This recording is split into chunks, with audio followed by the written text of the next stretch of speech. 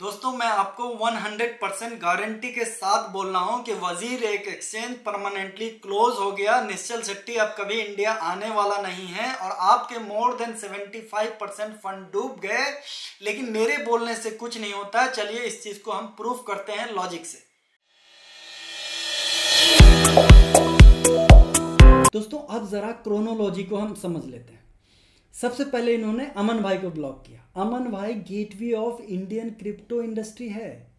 आप ऐसे समझ लीजिए कि जो नया बंदा है जो क्रिप्टो के बारे में कुछ नहीं जानता, जब अमन भाई की वीडियो देखता है, एकदम जोशीली और हॉट वीडियो होती है, जब वीडियो देखता है तो उसको लगता है कि भैया आज तो क्रिप्टो में इन्वेस्ट करना ही है। और वो सोचता है कि भैया कल नहीं तो परसों तो हम करोड़पति बन ही जाएंगे 1000 के इन्वेस्टमेंट से। इतना जोश भर देते हैं। और उसके बाद जब क्रिप्टो में आता है तो अमन भाई से बहुत कुछ सीखने को मिलता है। उनकी वीडियो बहुत अच्छी होती है।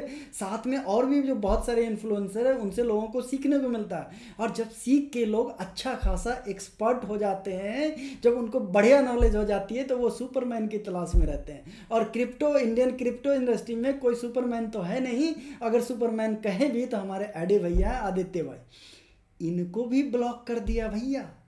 मैं तो एकदम हैरान रह गया।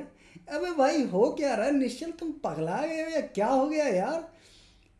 एडी भाई को ब्लॉक करने का, आदित्य भाई को ब्लॉक करने का सीधा सा मतलब है कि भैया इंडियन क्रिप्टो इंडस्ट्री को ब्लॉक कर दिया। कोई मतलब नहीं है तुम इन्फ्लुएंसर से, तुम पटपटाते रहो जो भी बोलना है, उसके बाद यूज़र से कोई मतलब नहीं है। यानी सबको बाबा जी का ठुल्लू थमा दिया इन्होंने। इसका दोस्तों क्या मतलब हो सकता है? इसका सीधा सा मतलब यह है कि इनको एक्सचेंज चलाना ही नहीं है। क्योंकि क्रिप्टो में हमें या किसी भी नॉर्मल पर्सन को ये इन्फ्लुएंसर ही तो लेकर आते हैं, यही तो बताते हैं कि भैया इस कॉइन में आप इन्वेस्ट करो, इस एक्सचेंज पे ट्रेड करो, ये बढ़िया चीज़ें हैं, प्राइस ऊपर जा सकता है, नीचे जा सकता है, आपका पोर्टफोलियो क्या होना चाहिए, सारी चीज़ें तो यही इन्फ्लुएंसर हमें बताते हैं। जब इनको ही ब्लॉक कर दिया, ब्लॉक करना दोस्तों सिंपल बात नहीं होती, ये बिल्कुल बहुत बड़ा इंसल्ट है पूरे इंडियन क्रिप्टो इंडस्ट्री का। तो दोस्तों इस तरह की बेइज्जती इतने बड़े इन्फ्लुएंसर को सिर्फ वही आदमी कर सकता है जिसको इंडिया में काम ही नहीं करना। दोस्तों आज तक का ये रिकॉर्ड रहा है कि किसी भी एक्सचेंज का कभी भी इन्फ्लुएंसर के साथ डिस्प्यूट हुआ तो उसको वो सेटल करने की कोशिश करते हैं, चाहे जो भी तरीका हो। लेकिन इस केस में किसी को भी सेटल करने की कोशिश नहीं की गई, उल्टे सब की बेइज्जती एक साथ कर दी गई और सबको ब्लॉक कर दिया गया। और खास कर एडी भाई को ब्लॉक कर दिया।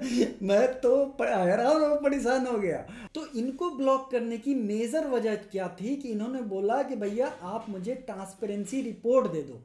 मतलब ये कि आप मुझे ये बताओ कि अभी तक कौन कौन से क्रिप्टो बचे हैं, कितने बचे हैं, अमाउंट क्या है, उसका वॉलेट का एड्रेस क्या है। उसके बाद आपने बोला कि सरप्लस आपको क्रिप्टो है, 1.1 से ज़्यादा आपके पास क्रिप्टो है, तो कितने ज़्यादा क्रिप्टो हैं उसकी डिटेल बताओ। उसके बाद बताओ कि इंस्टीट्यूशनल इन्वेस्टर थे उनका आपने कितना पैसा ले रखा था। उसके बाद बताओ कि भैया तुमने कोई लोन तो नहीं दे रखा। उसके बाद ये बताओ कि कोई इन्वेस्टमेंट कर रखा। इस तरह से सारी डिटेल दो। सिर्फ उन्होंने जो वैलिड क्वेश्चन है कम्युनिटी के लिए, जो बढ़िया क्वेश्चन है, ताकि कल होके ये उल्टा पुल्टा कुछ ना कर सके, कल होके ये तरह तरह की बातें ना ला सके। जैसे कि इन्होंने आज बोल दिया कि 34% तो आपके गए क्योंकि इंडियन गवर्नमेंट ने ब्लॉक कर रखा था। इस तरह का ये नया नया पचड़ा ना ला सके, इसलिए एडी भाई ने इनसे पूछा कि ट्रांसपेरेंसी रिपोर्ट हमें दे दो, लेकिन इनको ब्लॉक कर दिया। अमन भाई या फिर एडी भाई एक बार अगर कम्युनिटी को बोल दें कि ट्विटर पे निगेटिव हैशटैग चलाओ तो मिलियंस ऑफ हैशटैग आ जाएंगे, ऐसी की तैसी हो जाएगी वजीर एक्स और उसके बाद निश्चल शेट्टी की। या फिर अगर वो बोल दें कि पुलिस कंप्लेन डाल दो तो मिलियंस ऑफ पुलिस कंप्लेन चली जाएगी, इनकी तो वाट लग जाएगी। लोग इस इंतज़ार में थे कि इन्फ्लुएंसर हो या फिर वजीर एक्स हो, कुछ ना कुछ हमारे लिए पॉजिटिव करने की कोशिश कर रहा है। लेकिन दोस्तों अफसोस की बात यही है कि यहाँ पे कुछ भी पॉजिटिव नहीं हो रहा है। निश्चल शेट्टी और वजीर एक्स ने सिंगापुर स्कीम ऑफ अरेंजमेंट में लिक्विडेट करने की कोशिश ये कर रहे हैं। मतलब ये कि वोटिंग के ज़रिए डिस्ट्रीब्यूशन करने की ये कोशिश कर रहे हैं।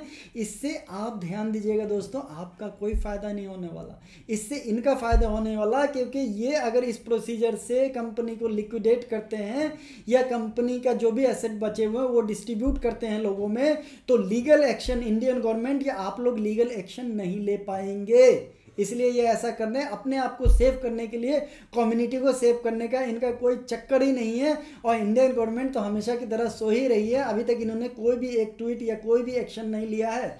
वैसे भी आज की डेट में बात करें तो निश्चल शेट्टी दुबई में बैठा है और दूसरे प्रोजेक्ट पे काम कर रहा है वजीर एक्स से। इसको पहले भी कोई मतलब नहीं था, आगे भी कोई मतलब नहीं होगा। ऐसा भी हो सकता है कि इन्होंने दूसरे कंट्री की सिटीजनशिप ले ली है, तो इंडियन गवर्नमेंट को तो ये बाबा जी का ठुल्लू ही दिखाने वाले हैं।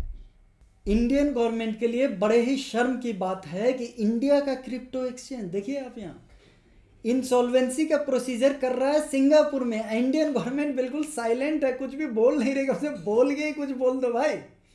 अगर वजीर एक्स चाहता तो ये बोल सकता था, निश्चल शेट्टी ये बोल सकता था कि भैया बिल्कुल आप टेंशन मत लो, 10% मैं अपनी तरफ से दूसरे प्रोजेक्ट से जो मैंने इनकम की है या वजीर एक्स से जो सैलरी ली है 10% मैं उसमें से दे रहा हूँ।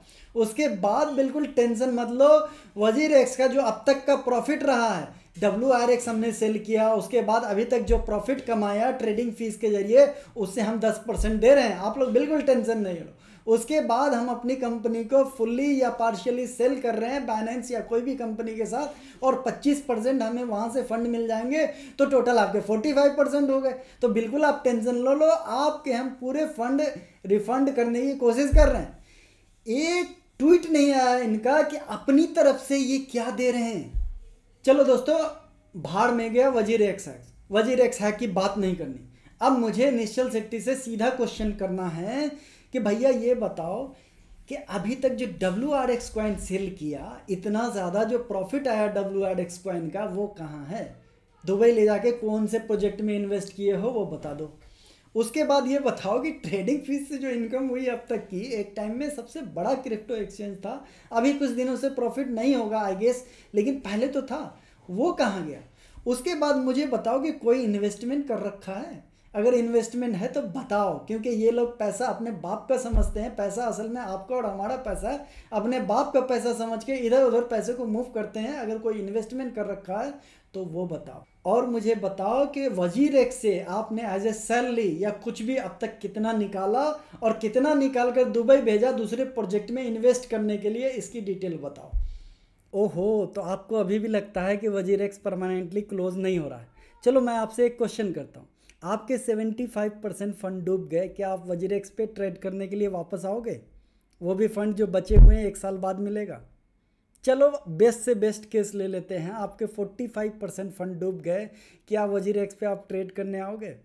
नहीं आओगे, कोई भी कभी भी नहीं आएगा।